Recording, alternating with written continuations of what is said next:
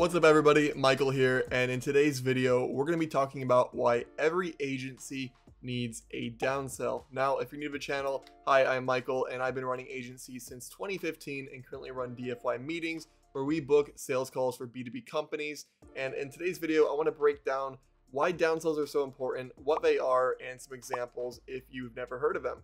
So what is a downsell? A downsell is another offer related to your core offering that you can sell to people who aren't quite a right fit for your main service. Some of the benefits of having our downsell is you don't need to force everybody onto your main package. Let's say, for example, you offer advertising services, let's say paid ads. And really, to help a business, they need to do at least 100K a year, and you have a prospect that's doing 50K a year. So your options here are to force them onto your service and probably deliver a subpar result, or to completely decline them and walk away with no money, and also you're not helping them. So a downsell would be an offer that is a step below or even 2 steps below your main offer that you can generally offer to someone who's a bit too small or just not quite the right fit for your core service. Whole idea here is help more people and also capture more revenue. So let's talk about some ideas for a downsell. There are the easy options for a downsell.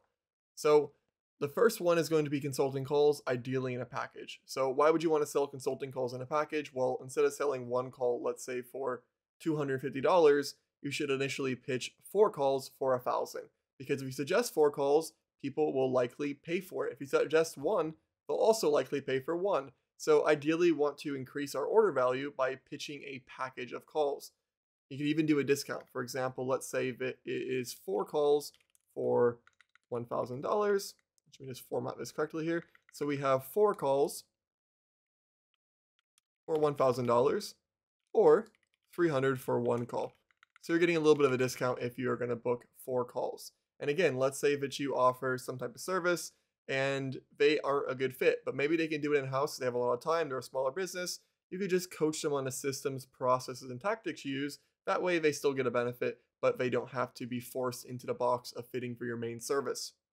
Number 2, a done with you variation of your service. So what is done with you? Done with you is when you're doing some of the work, but most of the implementation and ongoing work will be done by your client.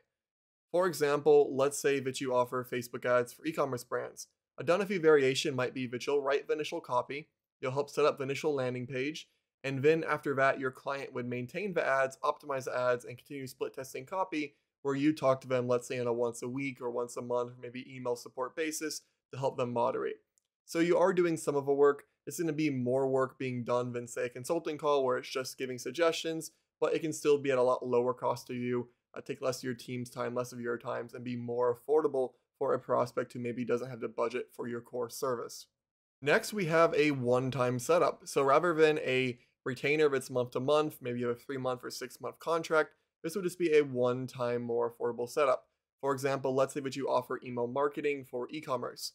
A one-time setup might be that I will set up your, let's say, abandoned cart email flows one time. Or I will set up a nurture sequence to sell and upsell to your customers one time.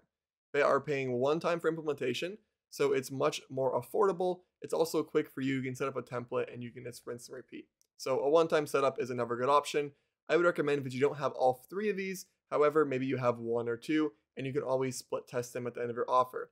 Another good way to look at downsells is if it costs you, let's say, $200 to get a meeting, this is going to lower your cost in terms of what you actually have to spend because you're going to be getting more revenue from every person you talk to. So it's to make your campaigns much more profitable. And now we have the harder but better, in my opinion, option for a downsell.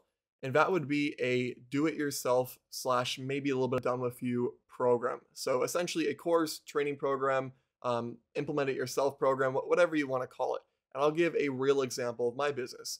I run the agency Done For You meetings. We do cold email for B2B companies, and our average client is a multi-6-figure, 7 or even sometimes 8-figure B2B company. We get a lot of calls of people who are just a bit too small to help out, and also our service is a bit expensive if you're just starting out or a startup. So what do? We initially sold consulting calls, or we sold a one-time we'll set up your campaigns package, but ultimately we found to be much more scalable and also much more valuable to just have an option where we can teach this to people. So we set up a completely different business called B2B Outbound.io. where essentially we teach people the exact systems, strategies, copy, really everything they need to replicate our results, but do it in-house. So for example, rather than paying month to month with a paying every month with a monthly contract for DFI meetings, they can pay a one-time fee and we'll show them how to do it.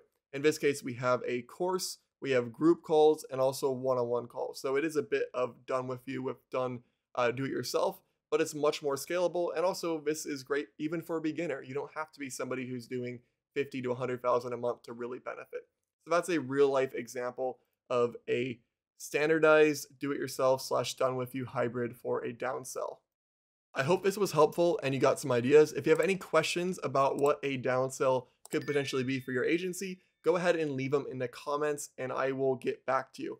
Thanks for watching and I will see you in the next one.